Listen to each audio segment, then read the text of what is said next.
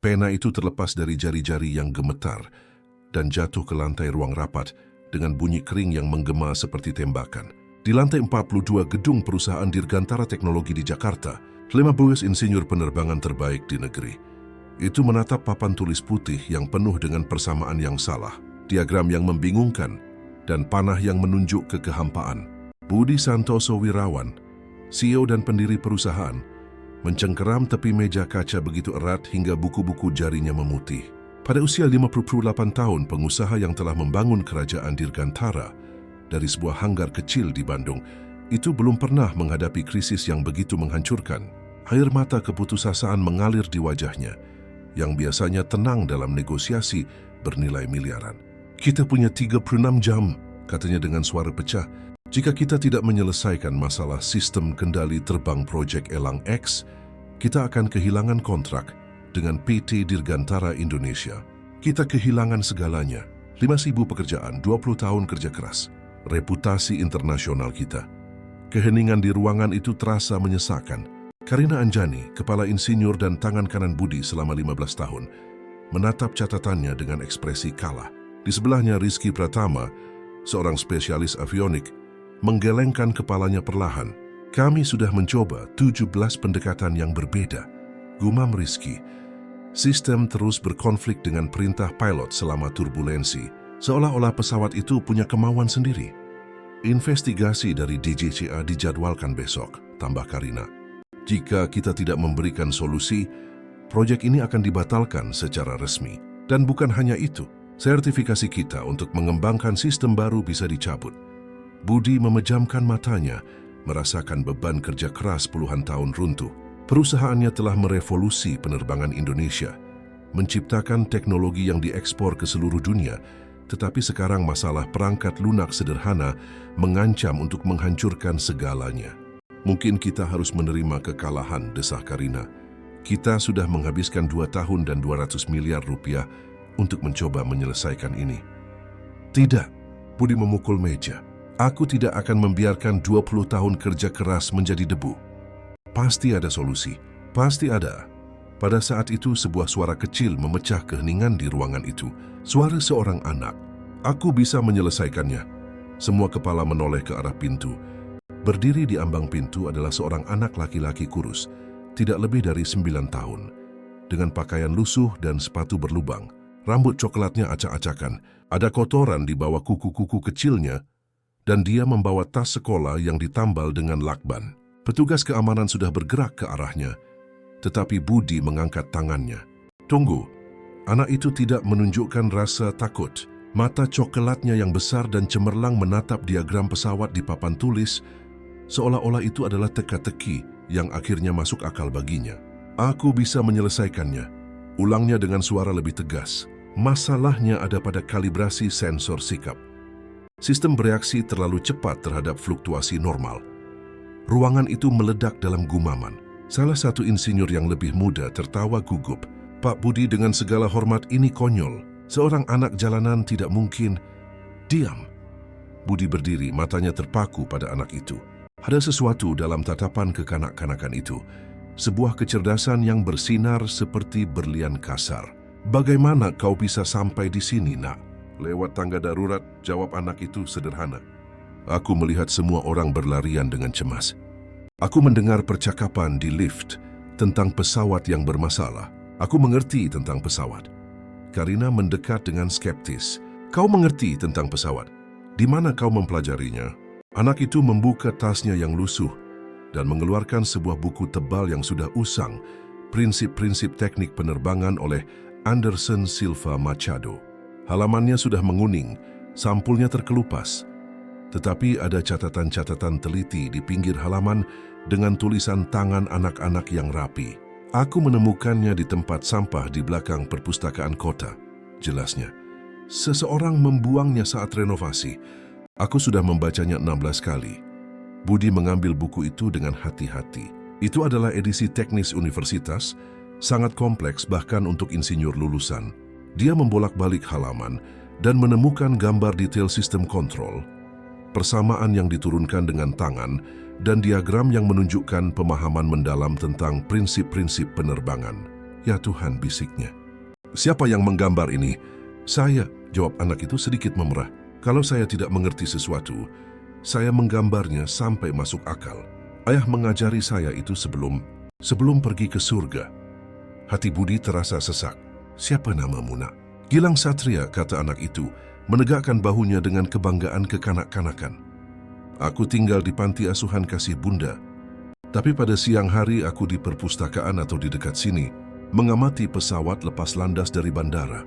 Dan kau pikir kau bisa menyelesaikan masalah yang tidak bisa diselesaikan oleh insinyur terbaik kami selama 2 tahun. Gilang mengangguk dengan keyakinan polos yang khas anak-anak. Bolehkah saya mencoba? Tuhan memberiku otak yang baik untuk matematika. Ayah selalu bilang Tuhan tidak memberikan bakat untuk disembunyikan. Budi menatap timnya, lalu kembali ke anak itu. Dalam 40 tahun karirnya, dia telah belajar mengenali kejeniusan saat melihatnya, dan dia melihatnya sekarang di mata seorang anak yatim. Beri dia spidol, perintah Budi. Ini gila, protes Karina. Kita tidak bisa mempercayakan masa depan perusahaan pada... Ada seorang anak yang lebih memahami sistem kita daripada kita, potong Budi. Karina, lihat buku ini. Lihat catatan-catatan ini. Anak ini tidak biasa. Gilang mendekati papan tulis. Bahkan dengan berjinjit, dia nyaris tidak bisa mencapai bagian atas. Rizky yang terharu membawakan kursi untuknya. Terima kasih, Pak, kata Gilang sopan naik ke kursi. Sejenak, dia hanya mengamati diagram yang rumit itu. Kepalanya sedikit miring seperti anak burung yang mempelajari masalah. Lalu cuma dia mulai menghapus. Dengan gerakan kecil dan tepat, dia menghapus panah-panah yang bertentangan yang telah digambar oleh para insinyur, menghapus persamaan yang tidak perlu, membersihkan kekacauan garis yang melintasi gambar pesawat. Selanjutnya, dia mulai menggambar. Pertama, sebuah lingkaran kecil di sayap berlabel sensor sikap utama. Kemudian 2 lingkaran yang lebih kecil, sensor cadangan A dan sensor cadangan B. Dengan garis-garis halus, dia menghubungkan ketiga sensor ke kotak pusat yang dia tulis pusat pemrosesan. Masalahnya, jelas Gilang dengan keseriusan seorang profesor universitas, tetapi dengan suara melengking seorang anak adalah komputer pesawat hanya mendengarkan 1 sensor. Ketika sensor itu gugup karena turbulensi, itu membuat pesawat melawan pilot. Dia menggambar panah-panah kecil, mewakili data yang mengalir dari sensor ke pusat pemrosesan. Tetapi jika kita membuat komputer mendengarkan ketiga sensor bersama-sama, lanjutnya, menggambar segitiga yang menghubungkan ketiga titik, dia menjadi lebih tenang, seperti ketika Tante Marcia menjelaskan bahwa saya harus mendengarkan 3 orang sebelum percaya pada gosip di panti asuhan. Beberapa insinyur tersenyum, meskipun tegang. Analogi sederhana itu memperjelas konsep yang telah mereka rumitkan secara tidak perlu. Gilang menulis di papan tulis, aturan 3 teman. Jika 2 sensor setuju dan 1 tidak setuju, abaikan yang berbeda. Jika semua tidak setuju, tanyakan pada pilot. Dan untuk turbulensi yang kuat, tanya Karina. Sekarang benar-benar penasaran. Gilang menggambar sebuah kotak kecil berlabel filter kesabaran. Ketika pesawat bergetar hebat, alih-alih panik, komputer menghitung sampai 3 sebelum melakukan sesuatu yang besar. Seperti ketika aku marah pada seseorang di panti. Tante Marcia mengajariku untuk menghitung sampai 10 sebelum berbicara. Dia menambahkan sebuah persamaan sederhana. Tunggu 0,3 detik plus periksa 3 kali. Yuk, keputusan paling bijaksana. Ruangan itu sunyi senyap. 15 pikiran cemerlang. Lulusan universitas terbaik dunia. Menatap solusi elegan dan sederhana yang diciptakan oleh seorang anak berusia 9 tahun dengan pendidikan dasar yang tidak lengkap. Ini, Rizky menelan ludah. Ini benar-benar bisa berhasil. Jenius dalam kesederhanaannya, bisik Karina. Kenapa kita tidak memikirkan ini? Gilang turun dari kursi dan menatap Budi dengan malu-malu. Bolehkah saya pergi sekarang? Pustakawan Ibu Citra akan khawatir jika saya terlalu lama. Budi berlutut di depan anak itu, menyamakan tinggi matanya. Gilang, kau baru saja menyelamatkan perusahaanku. Menyelamatkan pekerjaan 5.000 orang. Bagaimana aku bisa berterima kasih padamu? Anak itu berpikir sejenak. Menggerak-gerakkan kakinya di dalam sepatu berlubang. Bolehkah Bapak mengizinkan saya melihat tesnya? Saya ingin tahu apakah berhasil. Saya belum pernah melihat pesawat sungguhan bekerja dari dalam. Budi tersenyum di antara air matanya. Tentu saja boleh. Tapi pertama-tama katakan padaku, di mana orang tuamu? Senyum Gilang goyah. Ayah meninggal karena kanker ketika aku berumur 6 tahun. Ibu tidak tahan sendirian dan pergi. Katanya akan kembali, tapi sudah 3 tahun. Hati Budi hancur. Dan sejak itu aku tinggal di panti asuhan Kasih Bunda. Direkturnya Ibu Betari sangat baik padaku, dan aku punya Tuhan Yesus. Dia menyentuh sebuah salib kayu kecil yang tergantung di tali lusuh di lehernya. Ayah mengajariku bahwa Yesus tidak pernah meninggalkan anak yatim. Budi harus menahan diri agar tidak menangis di depan anak itu. Gilang, maukah kau melihat solusimu diuji di simulator penerbangan kami? Mata Gilang berbinar seperti bintang. Benarkah, Pak? Iya, dan setelah itu aku ingin berbicara sangat serius denganmu tentang masa depanmu. 2 jam kemudian di laboratorium simulasi Dirgantara Teknologi, Gilang duduk di kursi yang terlalu tinggi untuknya. Kakinya berayun-ayun di udara, mengamati dengan terpesona saat para insinyur menerapkan solusinya pada perangkat lunak kendali terbang. Memulai simulasi penerbangan dalam kondisi buruk, umumkan teknisi yang bertanggung jawab. Di layar raksasa di depan mereka, sebuah pesawat virtual lepas landas di tengah badai simulasi. Angin silang, turbulensi parah, kondisi yang telah merusak sistem puluhan kali sebelumnya. Gilang menggigit bibir bawahnya. Tangan-tangan kecilnya tergenggam dalam doa hening. Turbulensi parah pertama dalam 3, 2, 1. Pesawat virtual bergetar di layar. Angka-angka di monitor menari-nari dengan liar, tetapi kali ini, alih-alih kekacauan seperti biasa, sistem tetap stabil. Filter kesabaran bekerja dengan sempurna, mencegah reaksi mendadak. Aturan 3 teman menjaga keseimbangan antara sensor. Luar biasa, gumam Rizky. Semua parameter dalam batas normal. Tes kedua turbulensi ekstrim dengan kegagalan sensor. Lanjut teknisi. Sekali lagi, sistem merespons dengan bijaksana. Ketika satu sensor gagal, 2 lainnya mengambil alih dengan harmonis. Persis seperti yang diprediksi Gilang. Berhasil! Teriak Karina tidak bisa menahan diri. Pak Budi berhasil.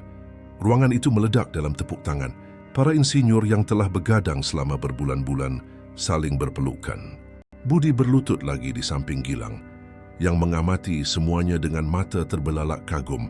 Gilang, kau tahu apa yang baru saja kau lakukan? Anak itu menggelengkan kepala, masih memproses emosi di sekelilingnya.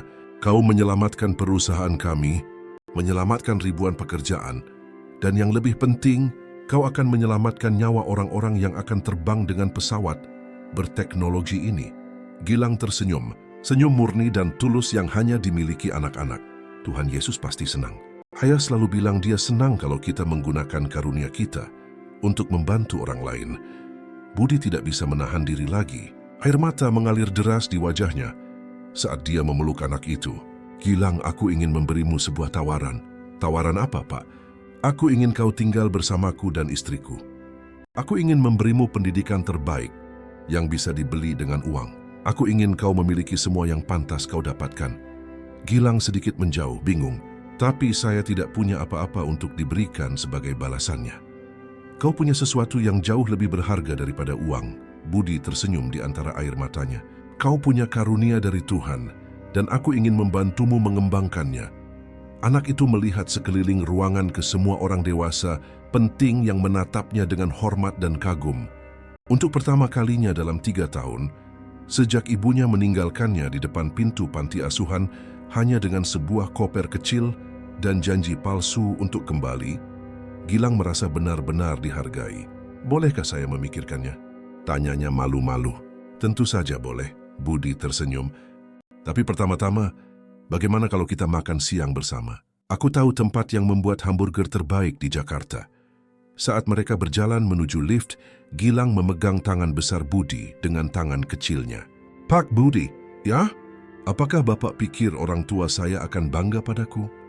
Budi berhenti di tengah koridor, berlutut sekali lagi, dan menatap langsung ke mata anak itu. Aku sangat yakin mereka bangga, Gilang. Aku yakin dimanapun mereka berada, mereka sangat bangga. Gilang mengangguk percaya diri dan menyentuh lagi salib kayu kecilnya. Ayah bilang Tuhan Yesus selalu punya rencana. Kurasa ini adalah rencananya untuk hari ini. Budi tersenyum, merasakan hatinya dipenuhi perasaan yang telah ia lupakan sejak ia sendiri masih kecil, harapan yang murni dan tulus. "Kurasa kau benar, anakku. Kurasa kau benar." Dan saat mereka turun di lift kaca, mengamati kota Jakarta yang terbentang tak terbatas di bawah mereka. Baik Budi maupun Gilang tidak tahu bahwa ini hanyalah awal dari banyak petualangan yang menanti mereka, bahwa ini hanyalah pertama kalinya iman polos. Seorang anak akan mengubah selamanya kehidupan orang-orang berkuasa, dan bahwa di seberang kota, di kantor-kantor yang suram dan hati yang iri, orang lain telah memperhatikan apa yang terjadi di Dirgantara Teknologi hari itu. Orang-orang yang tidak akan senang melihat seorang anak miskin menerima semua yang mereka yakini pantas mereka dapatkan. Tapi untuk saat ini, saat Budi membawa Gilang untuk mengenal dunia yang akan segera menjadi miliknya, hanya kegembiraan yang penting. Kegembiraan seorang anak yatim yang menemukan bahwa karunianya benar-benar berharga, dan kegembiraan seorang pria berkuasa yang menemukan kembali bahwa kekayaan sejati tidak terletak di rekening banknya, tetapi pada kesempatan untuk membuat perbedaan dalam kehidupan seorang anak istimewa. 3 minggu telah berlalu sejak sore itu, yang mengubah segalanya di Dirgantara Teknologi. Gilang terbangun di tempat tidur paling empuk yang pernah ia tiduri seumur hidupnya, di sebuah kamar yang lebih besar dari seluruh asrama di Panti Asuhan Kasih Bunda. Tirai sutra membiarkan sinar matahari pagi keemasan masuk yang menari-nari di dinding yang dicat biru muda. Warna favoritnya, yang Budi ketahui setelah percakapan tentang awan dan langit. Anak itu duduk di tepi tempat tidur. Kaki telanjangnya menyentuh karpet berbulu, masih membiasakan diri dengan keheningan.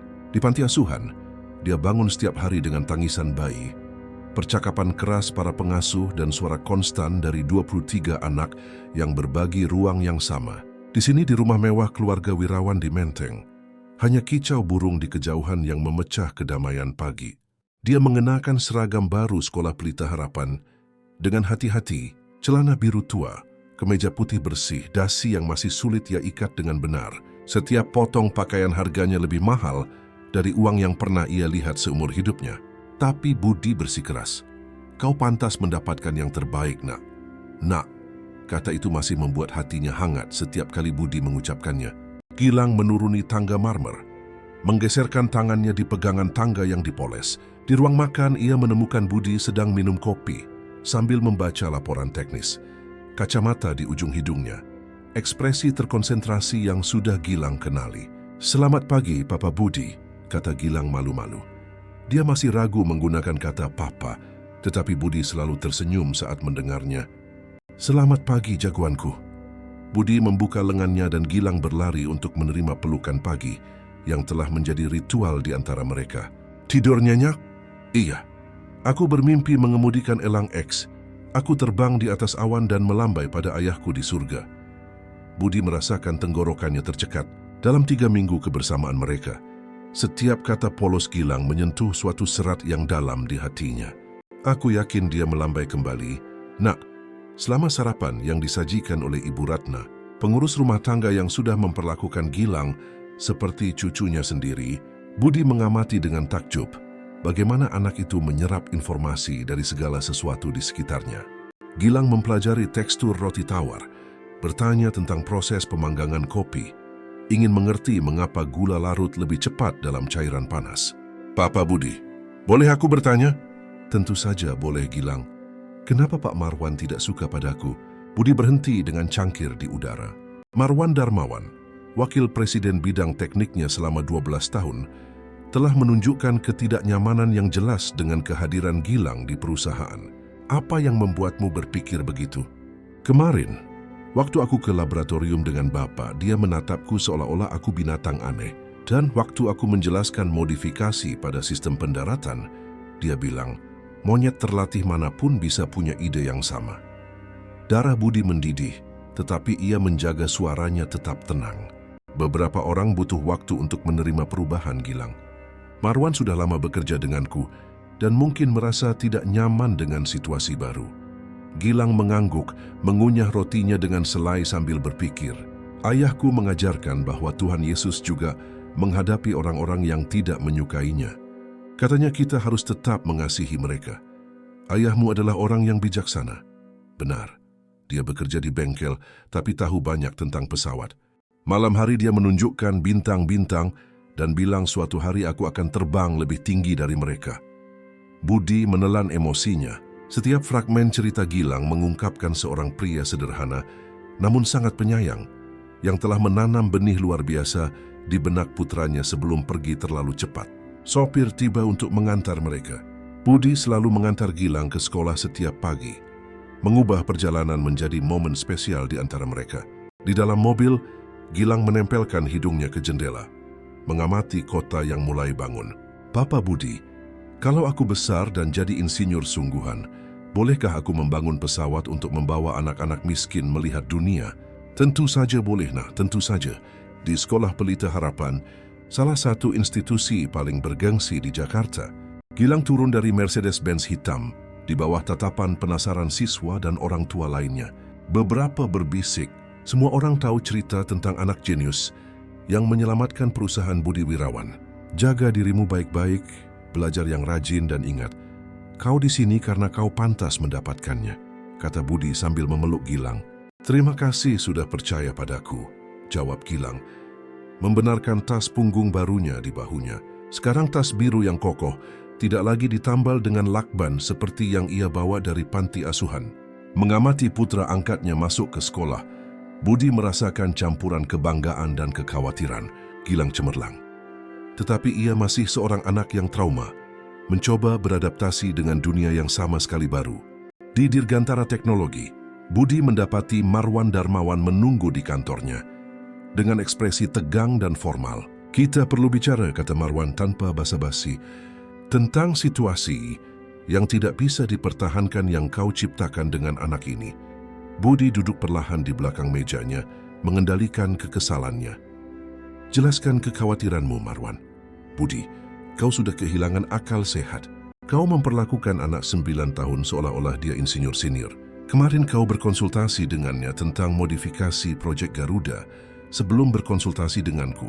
Aku ini wakil presidenmu. Dan Gilang adalah orang yang bertanggung jawab atas solusi yang menyelamatkan perusahaan kita. Itu keberuntungan. Seorang anak memberikan tebakan yang kebetulan berhasil. Itu tidak menjadikannya seorang ahli. Budi berdiri, suaranya tenang berbahaya. Marwan, Gilang mengidentifikasi dan menyelesaikan masalah yang kau dan seluruh timmu tidak bisa selesaikan dalam 2 tahun. Itu bukan keberuntungan. Kau sedang dimanipulasi oleh seorang anak pintar yang menemukan kesempatan untuk keluar dari kemiskinan. Beberapa bulan lagi, ketika kehebohan ini berlalu, kau akan melihat bahwa kau telah membuat kesalahan.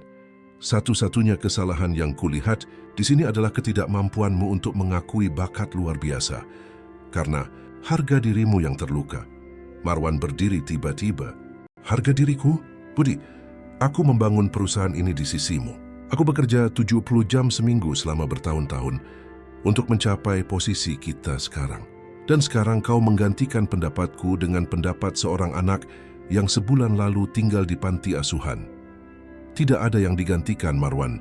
Tapi jika kau terus memperlakukan Gilang dengan tidak hormat, barulah akan ada perubahan dalam struktur perusahaan. Wakil presiden itu keluar sambil membanting pintu, meninggalkan Budi dengan perasaan tidak enak di dada. Ia mengenal Marwan selama 12 tahun, seorang pria yang kompeten, tetapi juga sangat ambisius dan posesif terhadap posisinya di perusahaan. Pukul 2 siang, telepon Budi berdering. Di seberang telepon, suara wanita yang tegang. Pak Wirawan, ini Astuti, dari Sekretariat Sekolah Pelita Harapan. Bapak harus segera menjemput Gilang. Budi merasa darahnya membeku. Apa yang terjadi? Dia terluka? Tidak secara fisik, tapi ada insiden. Sebaiknya Bapak segera datang. 15 menit kemudian, Budi berada di kantor kepala sekolah, di mana ia menemukan Gilang duduk di kursi yang terlalu besar untuknya, menatap lantai. Ada bekas merah di pipi kirinya. Apa yang terjadi? Budi berlutut di samping kursi, memeriksa wajah anak itu. Kepala sekolah, Ibu Helena Kartini, menghela napas berat. Ada pertengkaran saat istirahat. Gilang dan Rian Mahendra, putra anggota DPR Mahendra, terlibat dalam sebuah diskusi. Diskusi yang meninggalkan bekas di wajah anakku. Gilang akhirnya mengangkat matanya yang berkaca-kaca. Dia bilang aku penipu, bahwa orang miskin tidak punya otak untuk jadi insinyur, bahwa Bapa akan membuangku saat tahu aku bodoh. Hati Budi hancur. Dan apa yang kau lakukan? Aku bilang Tuhan Yesus memberiku otak yang baik dan ayahku selalu percaya padaku. Lalu dia mendorongku dan bilang, ayahku pecundang sama sepertiku. Lalu aku berkelahi. Gilang memukul hidung Rian, lengkap kepala sekolah. Rian membalas dengan menampar wajahnya. Budi merasakan campuran kebanggaan dan kekhawatiran yang kontradiktif. Sekarang normalnya keduanya akan diskors. Tapi mengingat Gilang sedang beradaptasi dengan situasi baru dan Rian jelas-jelas memprovokasi, saya ingin bicara dengan orang tua Rian. Ibu Helena, saya akan urus itu. Pak Wirawan mungkin lebih baik biarkan saja. Anggota DPR Mahendra bisa menciptakan komplikasi. Biar saja dia ciptakan, Budi berdiri, menggendong Gilang meskipun anak itu memprotes malu-malu bahwa ia sudah terlalu besar. Tidak ada yang akan menghina anakku tanpa hukuman. Dalam perjalanan pulang, Gilang memecah keheningan. Papa Budi, apakah aku salah memukul Rian? Budi mengemudi dalam diam selama beberapa detik sebelum menjawab, kekerasan bukanlah solusi terbaik, Gilang. Tapi membela martabatmu dan kenangan ayahmu, itu aku mengerti. Dia mengatakan hal-hal yang sangat buruk tentang ayah. Dan ayahmu akan bangga melihat bagaimana kau membelanya. Tapi lain kali, coba gunakan kecerdasanmu daripada tinjumu, oke? Kata-kata cerdas lebih menyakitkan daripada pukulan bagi orang-orang bodoh. Gilang tersenyum untuk pertama kalinya sejak insiden itu. Aku akan mengingatnya. Malam itu, saat makan malam, Gilang lebih pendiam dari biasanya. Budi memperhatikan anak itu bermain-main dengan makanannya alih-alih makan. Itia Kaning, apa yang sedang kau pikirkan, nak? Papa Budi, apa yang terjadi jika orang-orang penting di sekolah tidak ingin aku belajar di sana? Bagaimana jika mereka memutuskan bahwa anak-anak sepertiku tidak boleh bersama anak-anak kaya? Pertanyaan itu menghantam Budi seperti pukulan di perut. Kenapa kau khawatir tentang itu? Karena itu pernah terjadi sebelumnya. Di panti asuhan pertama tempatku tinggal, ada keluarga kaya yang tertarik mengadopsiku. Tapi ketika mereka tahu aku lebih suka membaca tentang matematika daripada bermain sepak bola, mereka bilang aku terlalu intens untuk anak normal. Budi merasakan amarah diam membara di dadanya. Gilang, lihat aku. Anak itu mengangkat mata coklatnya, masih rentan meskipun kecerdasan cemerlang yang mereka bawa. Kau tidak akan pergi kemana-mana. Kau adalah anakku sekarang. Dan tidak ada seorang pun, tidak ada anggota DPR, tidak ada sekolah, tidak ada keluarga berkuasa yang akan mengambilmu dariku atau mengambilku darimu. Mengerti? Gilang mengangguk. Tetapi Budi bisa melihat bahwa luka-luka karena ditinggalkan terlalu dalam untuk disembuhkan dengan kata-kata, betapapun tulusnya. Tahu apa yang akan kita lakukan besok? Budi tersenyum mengubah nada. Kita akan mengunjungi pabrik PT Dirgantara Indonesia di Bandung. Mereka ingin bertemu denganmu secara langsung dan menunjukkan bagaimana solusimu diterapkan pada pesawat sungguhan. Mata Gilang berbinar seperti bintang. Aku bisa melihat pesawat dibuat? Ya, dan mungkin jika kau berkelakuan baik, mereka akan mengizinkanmu duduk di kokpit jet eksekutif. Gilang praktis melompat dari kursinya, kesedihannya sejenak terlupakan. Benarkah? Boleh. Tentu saja boleh, jenius kecilku. Tentu saja. Malamnya setelah Gilang tertidur, Budi menerima telepon tak terduga. Itu Karina Anjani, kepala insinyurnya, dan suaranya terdengar khawatir. Pak Budi, aku perlu memberitahumu sesuatu. Hari ini aku menerima kunjungan aneh di kantor. Kunjungan macam apa? 2 orang mengaku dari KPAI. Mereka mengajukan pertanyaan tentang Gilang. Apakah dia dieksploitasi secara intelektual? Apakah bapak memaksanya bekerja? Apakah adopsi dilakukan melalui prosedur hukum yang benar? Budi merasakan hawa dingin di tulang punggungnya. Apa yang kau katakan?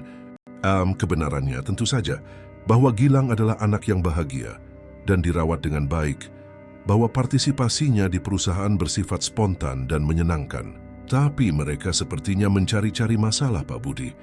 Seolah-olah seseorang telah mengarahkan mereka tentang apa yang harus ditanyakan. Seseorang melaporkanku ke KPAI.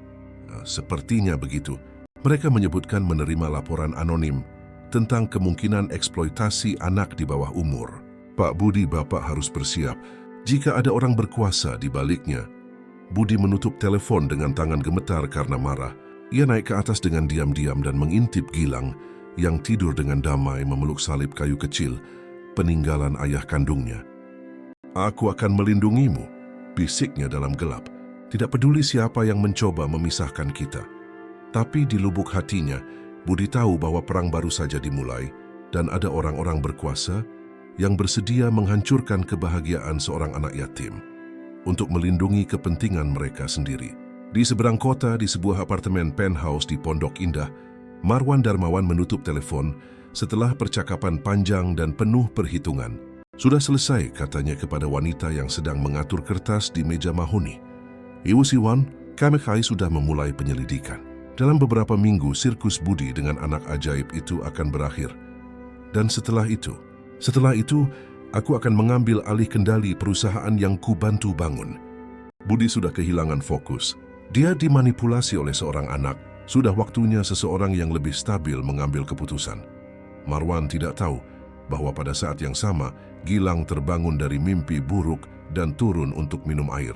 Dan saat melewati perpustakaan di rumah Wirawan, ia mendengar Budi berbicara di telepon dengan pengacara tentang perlindungan hukum dan proses adopsi yang dipercepat. Anak berusia 9 tahun, yang pernah kehilangan segalanya, secara naluriah mengerti bahwa ia akan kehilangan segalanya lagi. Dan untuk pertama kalinya sejak tiba di rumah itu, Gilang Satria bertanya-tanya, apakah Tuhan benar-benar tidak meninggalkan anak yatim, atau apakah dia hanya butuh waktu lebih lama untuk datang dalam beberapa kasus? Hujan menghantam jendela kantor Budi dengan kekerasan khas badai Jakarta di bulan Maret. Ia mondar-mandir di ruangannya, telepon menempel di telinga, sementara ia mendengarkan pengacaranya, Pak Hendra Mulyono, menjelaskan gawatnya situasi. "Budi, laporannya lebih serius dari yang kita bayangkan," kata suara tegang di seberang sana. "Mereka menuduh Anda menggunakan Gilang sebagai propaganda perusahaan, mengekspos anak yang rentan untuk keuntungan komersial. Ada juga tuduhan bahwa ia dirampas dari masa kanak-kanak yang normal." Budi berhenti di depan jendela, mengamati kota kelabu di bawah badai. "Itu konyol, Hendra. Gilang adalah anak paling bahagia yang pernah kulihat. Dia suka berpartisipasi dalam proyek. Aku tahu itu, kau tahu itu, tapi KPI harus menyelidiki semua laporan.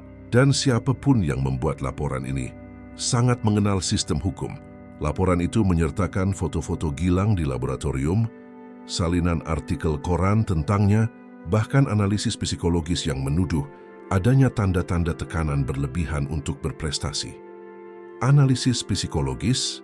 Dari mana mereka mendapatkannya? Rupanya seseorang menyewa psikolog untuk mengamati Gilang di sekolah dan menyusun laporan. Semuanya diatur dengan sangat baik, Budi. Kita berhadapan dengan seseorang yang memiliki sumber daya dan pengetahuan hukum. Budi memejamkan matanya, merasakan beratnya tanggung jawab. Apa yang harus kulakukan?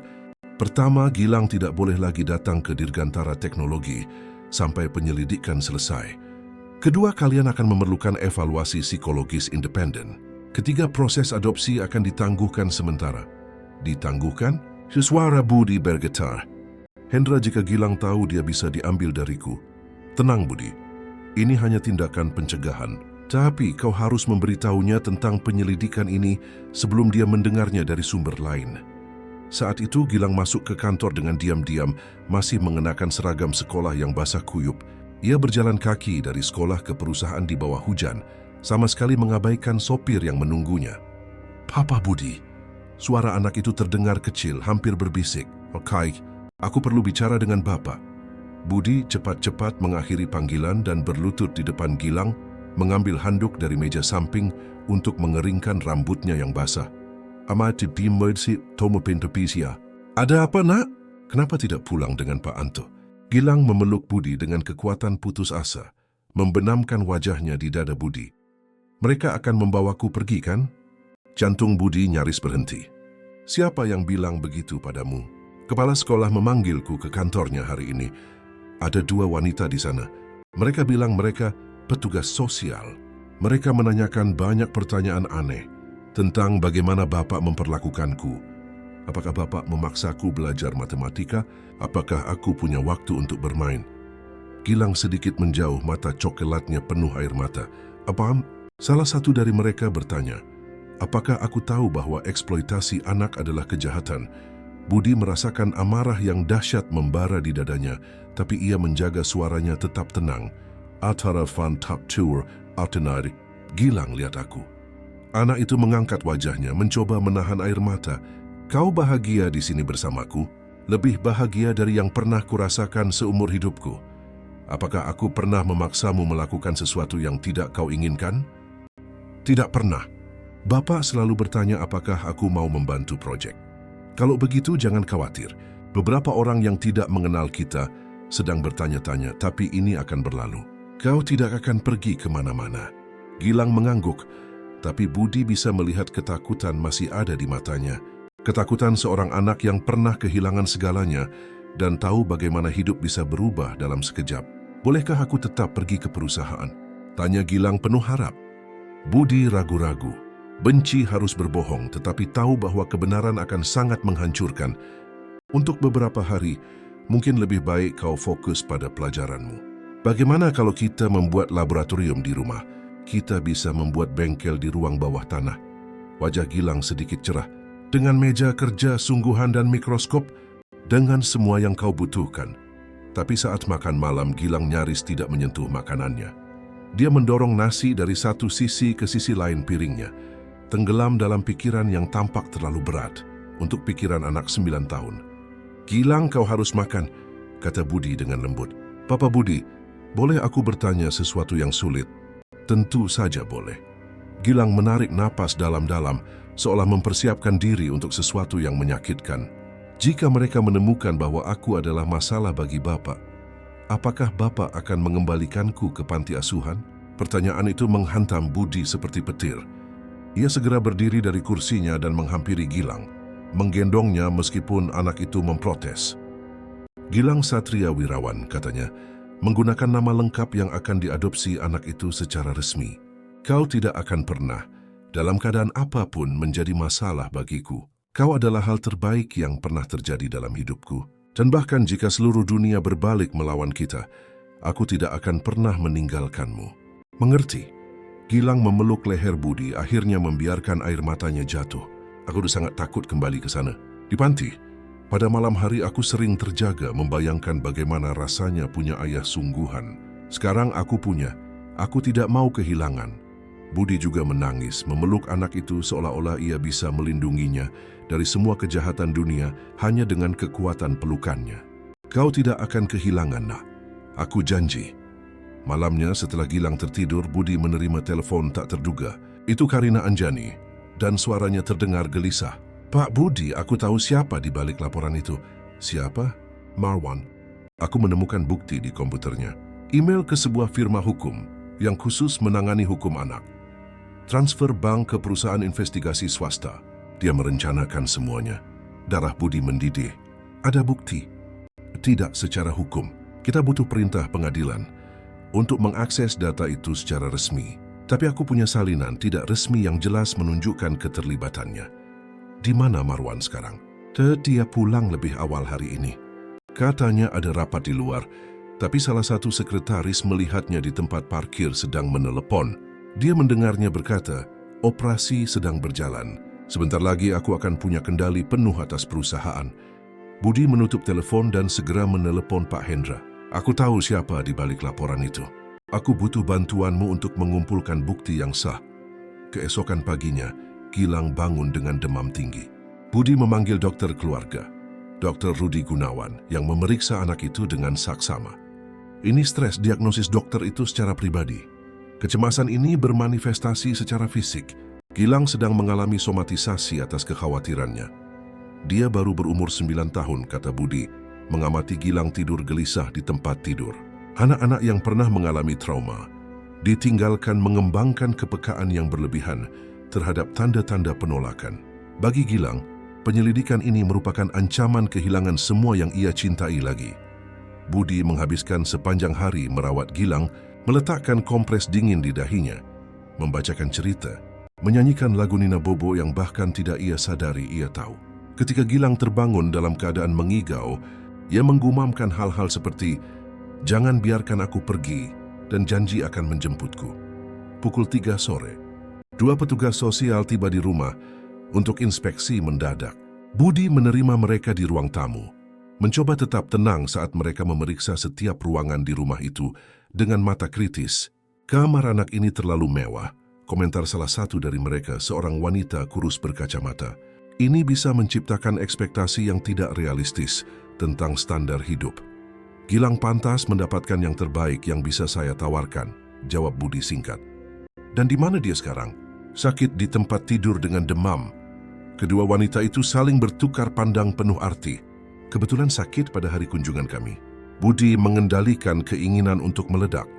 "Kalian bisa bicara dengan dokter yang memeriksanya pagi ini." Mereka bersikeras ingin melihat Gilang meskipun ia sedang demam. Budi membawa mereka ke kamar, di mana mereka menemukan anak itu terbangun, tetapi jelas lemah.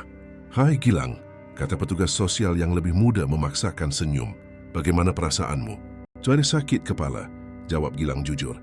"Dan takut." "Takut apa?" Gilang menatap Budi lalu kembali ke wanita itu. "Takut kalian akan membawaku pergi dari Papa Budi.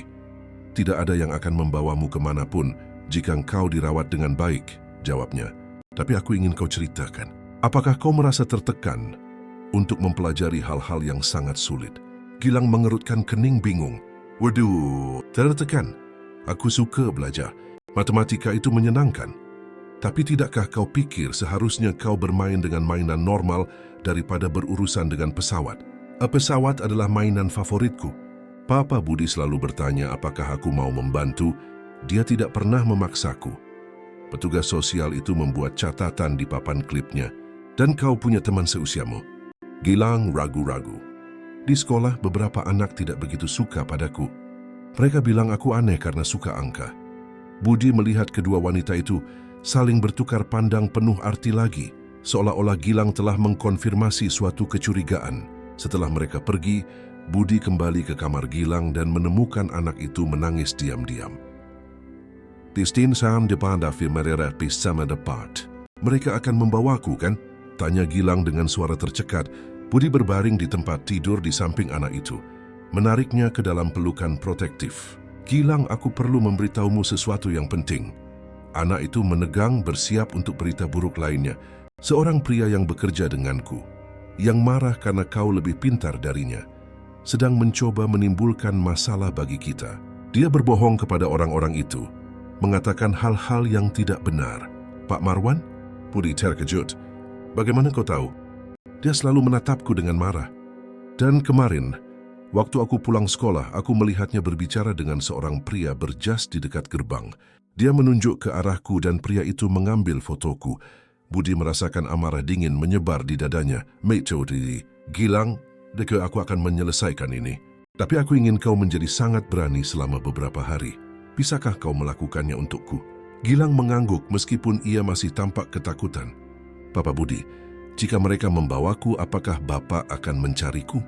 Budi memegang wajah kecil Gilang di antara tangannya. "Aku akan memindahkan gunung untuk menemukanmu. Aku akan melawan seluruh dunia untuk membawamu kembali. Kau percaya padaku?" "Aku percaya." "Kalau begitu, tidurlah yang nyenyak. Papa ada di sini untuk melindungimu." Malam itu, sementara Gilang akhirnya tidur tanpa demam, Budi menelepon seorang teman lama dari masa kuliah, Cahyo Wibowo, yang sekarang menjadi Hakim Agung di Mahkamah Agung. "Cahyo, aku butuh bantuan besar." "Katakan saja, Budi." Budi menceritakan seluruh situasi, dari konspirasi Marwan hingga ancaman terhadap proses adopsi. Cahyo mendengarkannya dalam diam sebelum menjawab, "Budi, apa yang kau ceritakan ini sangat serius. Jika benar-benar ada bukti laporan palsu dan konspirasi, aku punya bukti, Cahyo, dan aku punya saksi. Kalau begitu kita akan bertindak cepat. Tapi kau harus siap. Jika kita gagal, kau bisa kehilangan Gilang selamanya. Sistem peradilan tidak suka ditantang. Cahyo, anak itu adalah anakku. Tidak peduli risikonya. Baiklah, aku akan menyiapkan petisi untuk besok pagi." "Dan Budi?" "Ya, berdoalah agar kita punya cukup bukti. Karena jika Marwan benar-benar punya dukungan politik di belakangnya, ini akan menjadi pertarungan terberat dalam hidupmu." Budi menutup telepon dan naik ke kamar Gilang. Ia menemukan anak itu terbangun, menatap bintang-bintang dari jendela. "Tidak bisa tidur." Tanya Budi, duduk di tepi tempat tidur. Aku sedang berbicara dengan ayah, jawab Gilang sederhana menyentuh salib kecil di lehernya. Memintanya untuk membantuku agar tetap bersamamu. Budi menelan ludah. Dan apa yang dikatakannya? Gilang tersenyum untuk pertama kalinya dalam 2 hari. Bahwa terkadang Tuhan mengizinkan badai untuk menunjukkan seberapa besar orang saling mencintai. Dan setelah badai, langit selalu menjadi lebih indah. Budi mencium dahi Gilang, takjub dengan kebijaksanaan yang dibawa anak itu. Ayahmu benar-benar orang yang sangat bijaksana. Benar. Dan dia memberitahuku bahwa Bapa adalah ayah yang sesungguhnya sekarang. Bahwa hati seorang ayah tidak ada hubungannya dengan darah, tapi dengan cinta. Sementara Gilang akhirnya tertidur, Budi tetap terjaga, merencanakan setiap langkah pertempuran yang akan datang. Karena besok, ia tidak hanya akan berjuang untuk perusahaannya atau reputasinya, ia akan berjuang untuk hak menjadi ayah dari seorang anak yang pernah kehilangan segalanya dan yang pantas akhirnya mengetahui apa itu cinta tanpa syarat.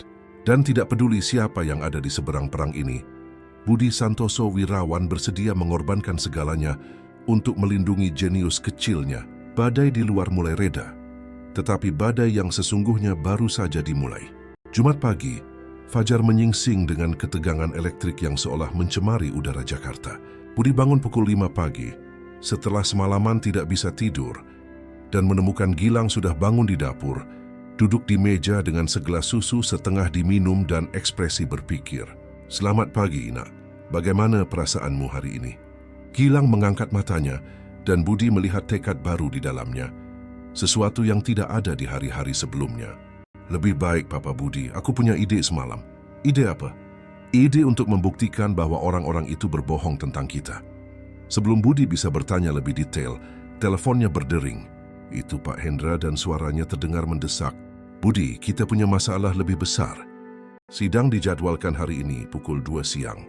Dan ada lagi, Marwan mendapat dukungan dari 3 anggota DPR yang memberikan tekanan politik. Mereka menuduh eksploitasi Anda terhadap Gilang bisa menciptakan preseden berbahaya bagi perusahaan lain untuk menggunakan anak-anak. Budi memejamkan matanya, merasakan beratnya ketidakadilan. Hendra ini gila. Gilang tidak dieksploitasi. Aku tahu, kau tahu, tapi mereka telah menciptakan narasi yang meyakinkan. Dan ada lagi, pers akan hadir. Marwan membocorkan ceritanya ke 3 surat kabar yang berbeda. Ketika Budi menutup telepon, Gilang mendekat dan memegang tangannya dengan tangan-tangan kecilnya. Papa Budi, percaya padaku hari ini ya. Aku punya rencana. Gilang, ini bukan main-main. Ini adalah orang-orang berkuasa yang mencoba memisahkan kita. Aku tahu, tapi Tuhan Yesus memberiku otak ini karena suatu alasan, kan? Mungkin untuk saat ini. Pukul 10 pagi, panggilan darurat datang ke Dirgantara Teknologi. Karina menjawab dengan pucat karena khawatir.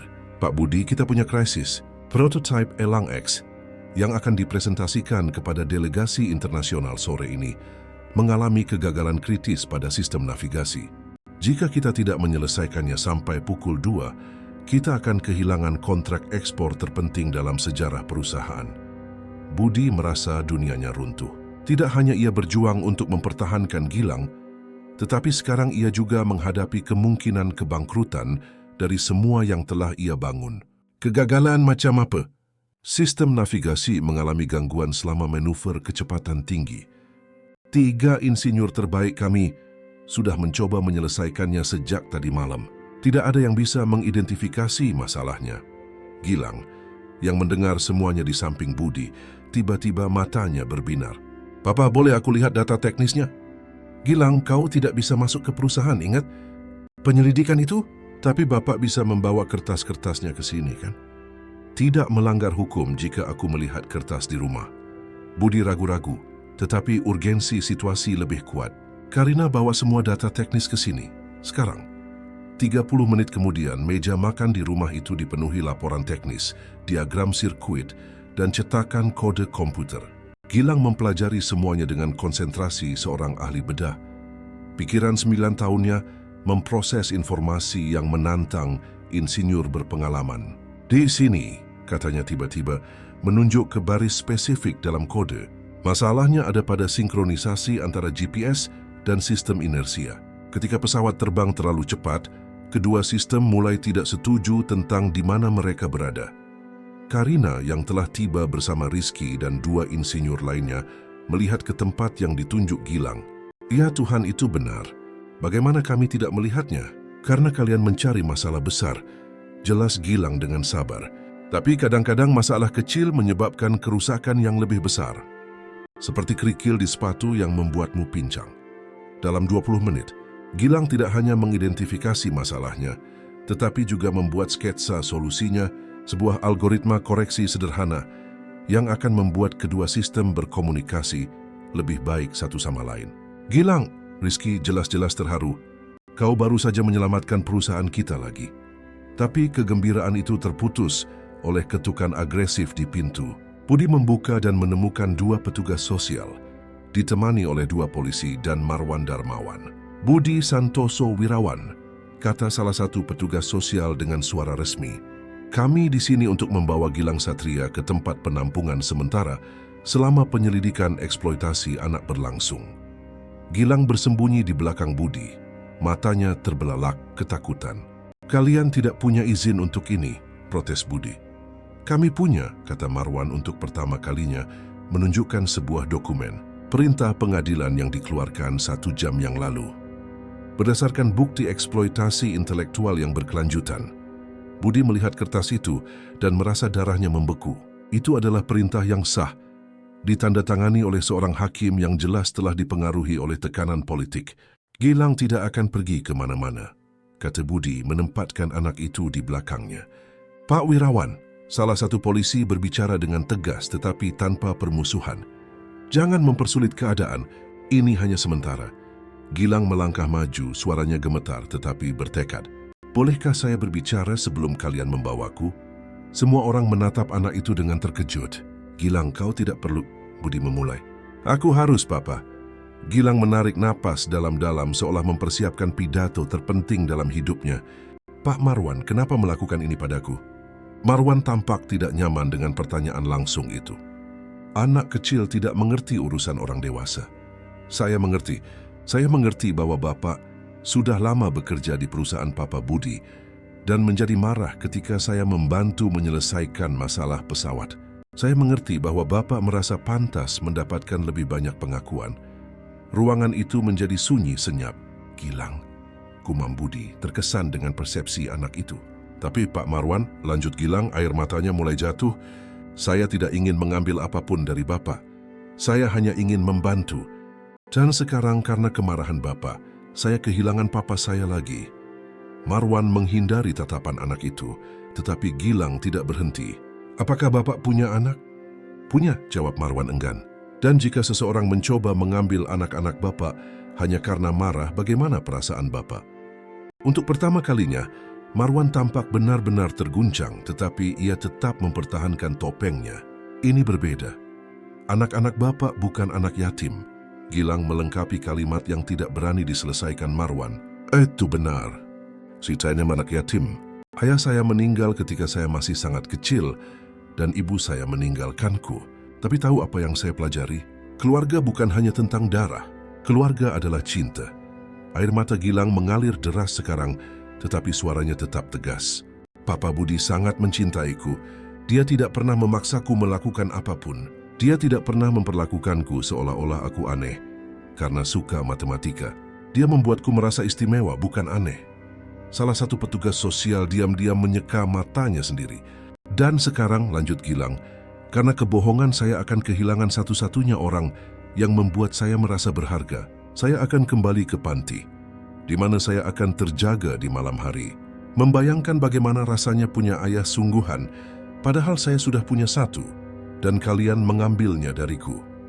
Gilang menoleh ke Budi, naik ke kursi agar lebih tinggi, dan bisa memeluknya dengan benar.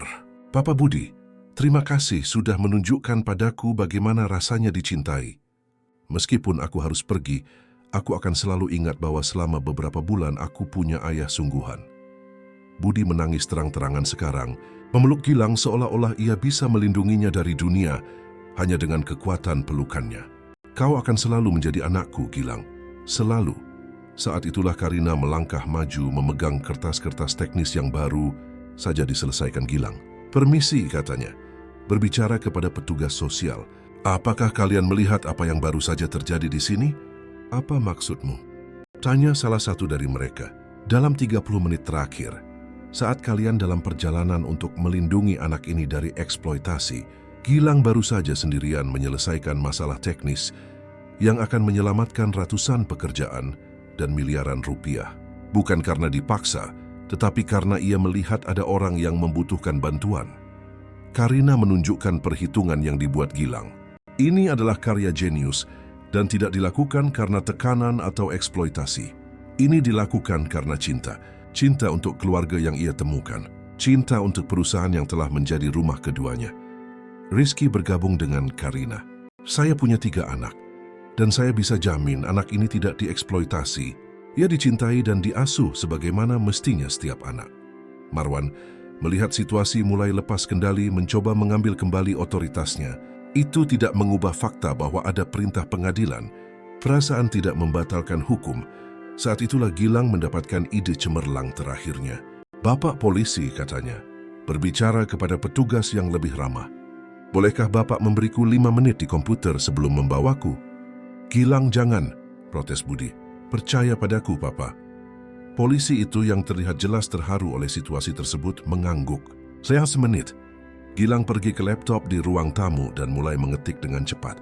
Dalam beberapa menit, ia telah mengakses sistem email Dirgantara Teknologi, bukan secara ilegal, tetapi menggunakan kata sandi yang diberikan Budi kepadanya untuk bermain dengan simulator. "Selesai," kata Gilang, memutar layar agar semua orang bisa melihat. "Ini adalah email dari Pak Marwan ke firma hukum, dan ini adalah transfer bank untuk menyewa penyelidik swasta untuk memata-mataiku di sekolah." Ruangan itu meledak dalam gumaman kaget. Marwan menjadi pucat pasi. "Bagaimana kau, Siu?" "Bapak lupa menghapus email dari folder terkirim," jelas Gilang sederhana. "Dan Bapak membiarkan layar internet banking terbuka di komputer Bapak kemarin saat pergi makan siang. Aku melihatnya saat melewati kantor Bapak dengan Papa Budi." Salah satu petugas sosial mengambil laptop itu dan memeriksa bukti-buktinya. Wajahnya perlahan berubah menjadi ekspresi kemarahan yang meningkat. Ini adalah konspirasi yang terdokumentasi terhadap seorang anak," gumamnya. Membaca pesan-pesan itu, "Pak Darmawan, Anda merencanakan laporan palsu?" Marwan mencoba menyangkal, tetapi buktinya tak terbantahkan. Dalam email tersebut, ia secara terbuka membahas strateginya untuk menyingkirkan anak itu dari perusahaan dan mengambil kembali kendali situasi. "Ini mengubah segalanya," kata petugas sosial lainnya. "Jika laporan itu dibuat dengan niat jahat." "Memang," kata Gilang sedih. "Dan semua ini karena aku mencoba membantu. Aku hanya ingin pesawat aman untuk dinaiki orang." Polisi yang lebih tua menghampiri Marwan dengan suara tegas. "Tuan, apakah Anda sadar bahwa laporan palsu adalah kejahatan, terutama yang melibatkan anak-anak?" Marwan menyadari bahwa ia terjebak, meledak. "Kalian tidak mengerti. Aku membangun perusahaan ini, bekerja siang dan malam selama bertahun-tahun, dan kemudian muncul anak jalanan ini dan dalam satu sore mendapatkan semua penghargaan atas pekerjaanku." "Pekerjaan Bapak?" tanya Gilang polos. "Tapi Pak Marwan, Bapak sendiri bilang sudah mencoba menyelesaikan masalah pesawat selama 2 tahun dan tidak bisa." "Aku tidak mengambil apapun dari Bapak. Aku hanya menawarkan ide baru." Kesederhanaan dan ketulusan jawaban Gilang membuat kekerdilan Marwan semakin jelas. "Cukup," kata Budi, akhirnya mendapatkan kembali suaranya. "Marwan, kau dipecat. Tidak hanya dari perusahaan, tapi dari hidupku. Bagaimana bisa kau mencoba menghancurkan seorang anak yang tidak bersalah?" "Budi, kau tidak bisa." "Aku bisa dan sedang melakukannya." "Keamanan!" panggil Budi, dan 2 penjaga keamanan perusahaan yang datang bersama Karina melangkah maju. "Kawal Pak Darmawan keluar dari properti saya sekarang." Sementara Marwan digiring keluar memprotes dan mengancam, para petugas sosial berkumpul untuk konsultasi cepat. "Pak Wirawan," kata yang tertua, "mengingat bukti baru ini dan mempertimbangkan kesejahteraan anak yang jelas-jelas ditunjukkan, perintah penjemputan ditangguhkan. Tapi kami akan memerlukan evaluasi psikologis lengkap dari Gilang untuk menutup kasus ini secara definitif." Gilang berlari ke Budi yang menggendongnya. Keduanya menangis lega. "Sudah berakhir, Nak." Sudah berakhir, Papa Budi, bisik Gilang di telinganya. Tuhan Yesus benar-benar tidak meninggalkan anak yatim. Tidak, Nak, tidak akan pernah. Saat itu telepon Budi berdering. Itu Karina yang telah kembali dengan cepat ke perusahaan. Pak Budi, Anda harus menyalakan TV sekarang. Budi menyalakan televisi dan menemukan konferensi pers langsung. Di layar 3 anggota DPR, yang sama yang telah mendukung Marwan, membuat pernyataan tentang perlindungan anak dan regulasi penggunaan anak di bawah umur dalam kegiatan perusahaan. Seperti yang bisa Anda lihat, kata salah satu dari mereka, kami mengambil langkah tegas untuk mencegah perusahaan mengeksploitasi anak-anak yang rentan untuk tujuan komersial. Gilang mengamati selama beberapa detik, lalu menatap Budi dengan tekad di matanya. Papa, bisakah kita pergi ke perusahaan sekarang? Kurasa bapak-bapak itu perlu tahu yang sebenarnya. Budi tersenyum, mengenali kilau istimewa di mata putranya, kilau yang muncul setiap kali Gilang akan mengejutkan dunia lagi. Tentu saja bisa, Nak. Tentu saja. Saat mereka menuju Dirgantara Teknologi, Gilang memegang erat tangan Budi, mempersiapkan diri untuk ujian terbesarnya, menghadapi tidak hanya seorang pria yang iri, tetapi seluruh sistem politik yang telah mencoba menggunakannya sebagai pion dalam permainan kekuasaan. Tapi kali ini ia tidak akan sendirian. Ia akan didampingi tidak hanya oleh pria yang ia pilih sebagai ayah, tetapi juga oleh kebenaran.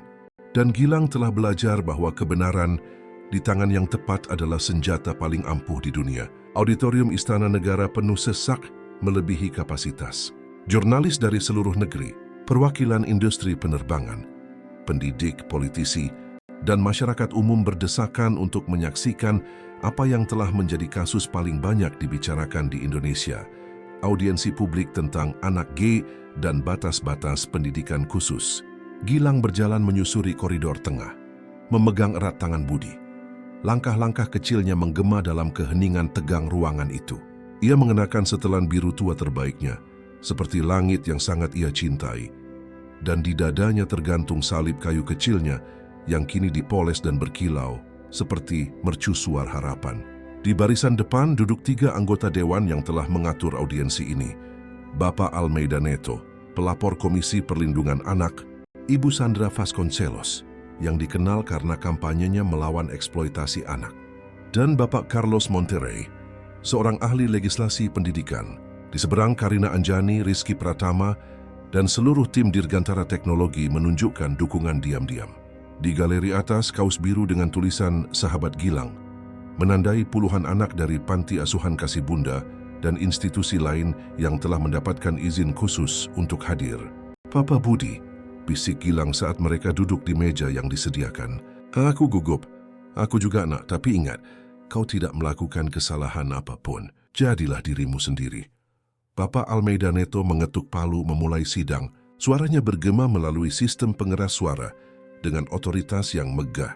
Kita di sini hari ini untuk menganalisis sebuah kasus yang mengungkap isu-isu fundamental tentang batas-batas pendidikan, anak usia dini dan perlindungan anak di bawah umur dari eksploitasi intelektual. Ia menatap langsung ke arah Gilang.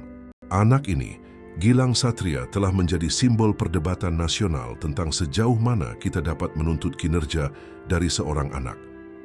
Gilang menegakkan punggungnya di kursi yang terlalu tinggi untuknya. Kakinya sedikit berayun di udara. Saudara Gilang, lanjut anggota dewan itu, apakah Anda mengerti mengapa kita semua ada di sini hari ini? Gilang mengangguk dengan khidmat. Iya, Pak, karena beberapa orang berpikir Papa Budi menyakitiku dengan membiarkanku mempelajari hal-hal yang kusukai. Sebuah gumaman menyebar di auditorium. Kesederhanaan jawaban Gilang sangat kontras dengan kompleksitas politik situasi tersebut. Dan apakah kau merasa disakiti? Tanya Ibu Sandra, mencondongkan tubuh ke depan dengan ekspresi keibuan yang dipaksakan. Gilang berpikir sejenak sebelum menjawab, seperti yang diajarkan Budi. Ibu Sandra, bolehkah saya bertanya dulu? Tentu saja boleh. Apakah ibu punya anak? Saya punya 2. Dan jika anak-anak ibu sangat suka menggambar, apakah ibu akan membiarkan mereka banyak menggambar? Ya, tentu saja. Dan jika mereka suka bermain piano, ibu juga akan mengizinkannya. Gilang tersenyum dengan kepolosan tulus, seorang anak yang membuat penemuan. Lalu, mengapa saya tidak boleh suka matematika dan pesawat? Apakah berbeda dengan menggambar dan bermain piano? Pertanyaan itu menghantam inti perdebatan dengan presisi bedah. Sandra saling bertukar pandang, tidak nyaman dengan rekan-rekannya. Masalahnya Gilang, sela Bapak Monterey, adalah bahwa matematika tingkat lanjut dan teknik penerbangan bisa menjadi tekanan yang berlebihan untuk pikiran anak berusia 9 tahun. Tapi Bapak Dewan, jawab Gilang sopan, saya tidak merasa tertekan, saya merasa senang. Ini seperti saat Bapak menonton sepak bola pada hari Minggu. Apakah Bapak merasa tertekan atau senang? Saya senang tentu saja. Kalau begitu sama saja. Saya senang dengan angka. Dan ketika saya menyelesaikan masalah yang sulit, saya merasa senang seperti saat tim saya mencetak gol. Tawa tertahan mulai muncul dari galeri.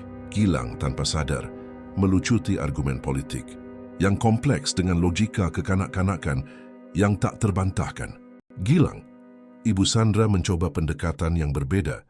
Tetapi apakah kau tidak rindu bermain dengan anak laki-laki lain seusiamu, bermain video game, berlari di taman? Mata Gilang dipenuhi kesedihan sesaat. Ibu Dewan, bolehkah saya bercerita? Tentu saja, nak.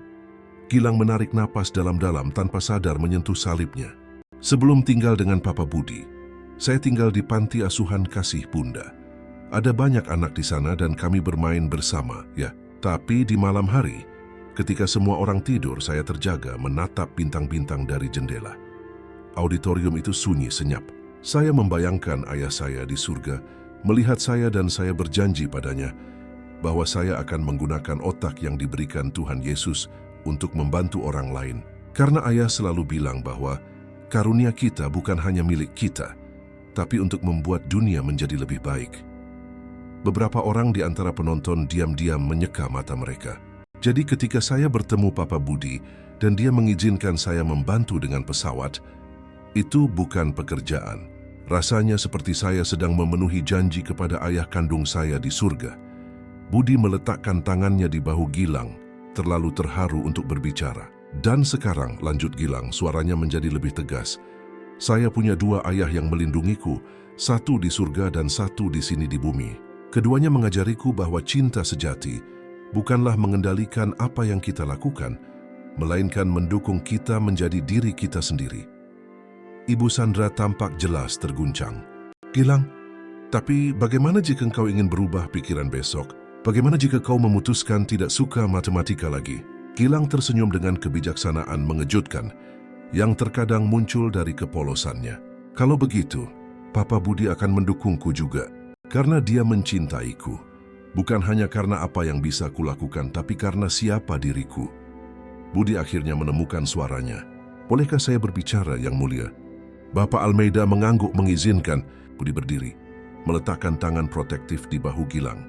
Bapak dan Ibu Dewan, saya mengerti kekhawatiran Anda.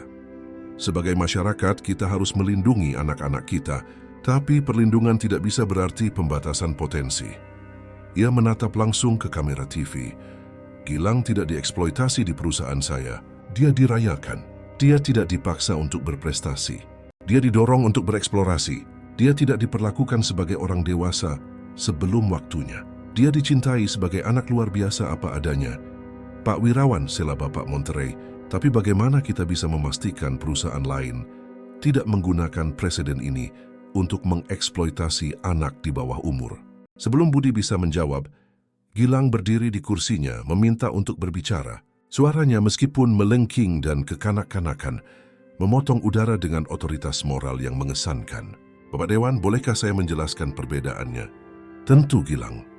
Ketika seorang anak dieksploitasi, dia dipaksa melakukan hal-hal yang tidak diinginkannya, tidak dirawat dengan baik, dan orang-orang menjadi kaya dengan memanfaatkannya. Ketika seorang anak dicintai, dia melakukan apa yang disukainya, selalu dilindungi dan menggunakan karunia-Nya untuk membantu orang lain. Gilang menunjuk ke arah Budi. Papa Budi tidak menjadi kaya karena saya. Dia sudah kaya. Dia mengadopsi saya karena dia mencintaiku, bukan karena saya berguna. Anak itu kemudian menunjuk ke galeri tempat anak-anak lain berada. Dan tahu apa lagi? Papa Budi sedang membangun sekolah-sekolah khusus untuk anak-anak seperti saya. Anak-anak yang berpikir berbeda, agar tidak ada anak yang suka matematika atau sains merasa aneh. Gelombang tepuk tangan spontan dimulai di galeri dan menyebar ke seluruh auditorium. Beberapa orang dewasa tampak jelas terharu. Ketika kebisingan mereda, Gilang melanjutkan, sekarang berbicara langsung ke kamera seolah-olah dia adalah seorang negarawan kecil. Saya ingin mengatakan sesuatu kepada semua anak yang sedang menonton. Jika kalian berbeda, jika kalian suka hal-hal yang orang lain anggap aneh, itu tidak buruk. Tuhan menciptakan setiap orang istimewa untuk sesuatu. Dan selalu ada seseorang yang akan mencintai kalian apa adanya. Bukan karena apa yang kalian lakukan. Air mata mengalir deras di wajah banyak orang yang hadir, termasuk beberapa anggota dewan. Dan untuk orang dewasa, lanjut Gilang dengan keseriusan seorang filsuf cilik, tolong jangan takut pada anak-anak cerdas. Mari kita takut pada bakat yang terbuang. Mari kita takut membuat anak-anak istimewa merasa rusak. Bapak Almeida Neto diam-diam menyeka matanya sebelum berbicara. Gilang, kau telah memberi kami banyak hal untuk dipikirkan hari ini. Bolehkah saya mengatakan satu hal lagi, Bapak Dewan? Tentu. Gilang turun dari kursinya dan berjalan ke tengah auditorium. Sosok kecilnya memancarkan kehadiran yang melampaui usianya. Dulu saya adalah anak yang sedih di panti asuhan. Saya punya otak yang baik, tapi saya pikir itu membuat saya aneh. Saya pikir saya tidak akan pernah punya keluarga, karena saya terlalu berbeda. Suaranya tercekat karena emosi. Tapi kemudian Tuhan mengirim Papa Budi ke dalam hidup saya. Dan dia mengajariku bahwa menjadi berbeda itu istimewa. Bahwa kecerdasan saya adalah hadiah, bukan masalah. Gilang menoleh ke Budi, mengulurkan tangannya. Budi segera meninggalkan mejanya dan berlutut untuk menerima pelukan putranya. Papa Budi memberiku sesuatu yang lebih berharga dari uang. Dia memberiku cinta tanpa syarat. Dia memberiku keluarga. Dia memberiku hak untuk menjadi diriku sendiri tanpa rasa malu. Ayah dan anak itu berpelukan di tengah auditorium di bawah kilatan puluhan kamera, tetapi sama sekali tidak peduli dengan dunia luar. Pada saat itu hanya ada mereka berdua dan cinta yang menyatukan mereka. Dan sekarang, kata Gilang masih memeluk Budi, tetapi berbicara cukup keras agar semua orang mendengar. Saya ingin menggunakan karunia saya untuk membantu anak-anak yatim lainnya menemukan keluarga yang mencintai mereka apa adanya, karena setiap anak berhak memiliki seseorang yang percaya padanya. Auditorium meledak dalam tepuk tangan meriah. Bahkan para anggota dewan berdiri, tampak jelas terharu. Anak-anak di galeri berteriak, "Gilang! Gilang!" dengan kekaguman murni. Ketika emosi akhirnya mereda, Bapak Almeida Neto mengetuk palu dengan khidmat. Setelah mendengar semua yang disajikan hari ini, dan terutama setelah mendengar anak itu sendiri yang menjadi pusat masalah ini, saya menyatakan kasus ini ditutup. Tidak ada eksploitasi di sini. Yang ada hanyalah cinta seorang ayah dan pengembangan bakat yang luar biasa. Ia menatap langsung ke arah Gilang. Anak muda, Anda telah mengajari kami hari ini bahwa perlindungan anak tidak berarti membatasi potensi, melainkan memastikan bahwa anak-anak dicintai dan didukung dalam karunia unik mereka. 3 bulan kemudian, dalam sebuah upacara sederhana di kantor catatan sipil Jakarta, Gilang Satria secara resmi menjadi Gilang Satria Wirawan. Ia sendiri yang menandatangani surat-surat adopsi dengan tulisan tangan yang rapi, menggunakan pena emas yang dibeli Budi khusus untuk acara tersebut. Sekarang kita adalah keluarga selamanya, kata Budi memeluk putra yang secara resmi diadopsinya. Kita memang selalu begitu, jawab Gilang menyentuh salibnya.